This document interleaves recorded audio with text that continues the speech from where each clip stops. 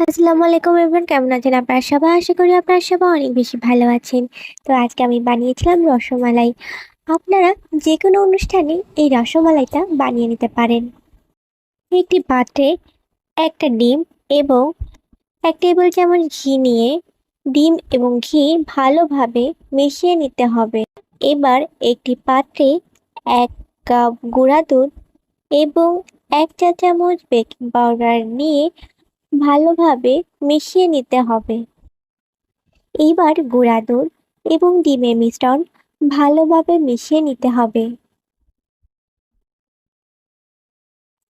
এবং একটা ডো তৈরি করে নিতে হবে। ডো তৈরি হয়ে গেলে এখন 10 মিনিটের জন্য ঢেকে রেখে দিতে হবে। এবার চুলায় একটি হাঁড়ি বসিয়ে দিয়ে তার মধ্যে গুঁড়া দুধ, পরিমাণ মতো পানি এবং চিনি দিয়ে ভালোভাবে জাল করে নিতে হবে। তো জাল দেওয়া হয়ে গেছে। এবার যে ডোগুলো বানিয়ে রেখেছিলাম সেই ডো থেকে মিষ্টির শেপ আকারে গড়ে নিয়েছি। তো মিষ্টিগুলো দেখতে ঠিক এইরকম হবে। একটা বিষয় মাথায় রাখতে হবে যাতে মিষ্টির গায়ে কোনো ফাটল না থাকে। আপনারা আপনাদের পছন্দ অনুযায়ী গোল বা ওভাল শেপে মিষ্টি বানিয়ে নিতে পারেন। এবার সবগুলো মিষ্টি দিয়ে দিব এবং কিছুক্ষণ জাল করে নিব। জাল দেওয়া হয়ে গেলে মিষ্টিগুলো নামিয়ে নিব। মিষ্টিগুলো ফুলে ডাবল হয়ে গেছে।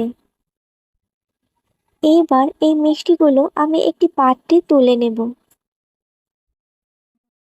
এবার হাঁড়িতে আমি হাফ কাপের মতো গুঁড়া দুধ দিয়ে দিব। এবার চাল করে ঘন করে নিতে হবে।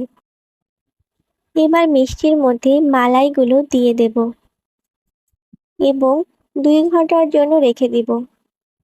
ভিডিওটি ভালো লাগলে লাইক, কমেন্ট, শেয়ার করবেন এবং আমার চ্যানেলটি সাবস্ক্রাইব করবেন। ধন্যবাদ। আসসালামু আলাইকুম। আল্লাহ হাফেজ।